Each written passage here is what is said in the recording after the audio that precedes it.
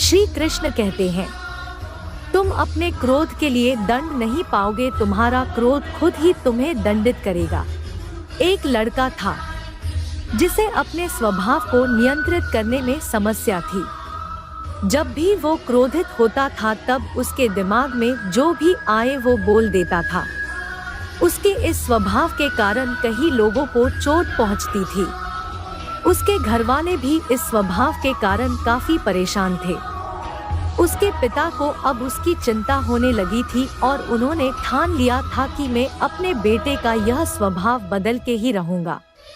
एक दिन पिता ने अपने बेटे को कील और हथौड़े का एक थैला दिया और कहा, हर बार जब भी तुम क्रोधित हो तब एक कील को लेना और हमारे घर के पीछे जो दीवार है उस पर लगा देना। बेटे ने अपने पिता की बात मान ली और कहा, अच्छा पापा ठीक है, मैं वैसा ही करूँगा। कुछ ही दिनों में तो बेटे ने इतनी सारी कील लगा दी कि आधा थैला खत्म भी हो गया। अब कील की संख्या धीरे धीरे कम हो रही थी और साथ में ही उसका क्रोध भी नियंत्रण में आ रहा था। एक दिन ऐसा आया कि उसका क्रोध संपूर्ण नियंत्रण में आ गया।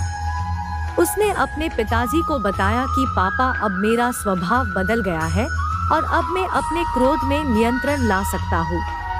उसके पिता ने उसको हर दिन एक कील निकालने को कहा और कहा कि अपना आपा न खोए। बेटे ने भी पिता का कहना मान लिया और हर रोज दीवार पर लगी कील में से एक कील निकालने लगा।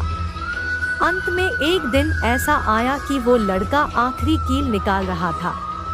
पिता ने अपने बेटे से कहा कि तुमने बेटे बहुत अच्छा किया, पर क्या तुम इस दीवार में जो छेद है वो देखते हो? बेटे ने कहा कि जी पापा, मैं देख रहा हूँ कि वो छेद वैसे के वैसे ही रहे हैं।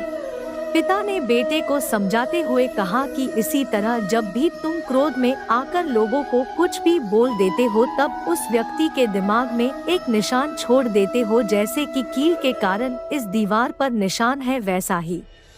बेटे को अब उसके पिता क्या कहना चाहते हैं वो समझ में आ गया और उसने अपने क्रोध को नियंत्रित करना भी सीख लिया था।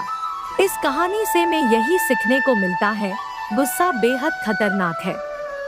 जब भी हम गुस्से में आकर किसी को कुछ भी कह देते हैं तब बाद में माफी मांगने पर भी हम अपने बोले हुए शब्द को वापस नहीं ले सकते हैं।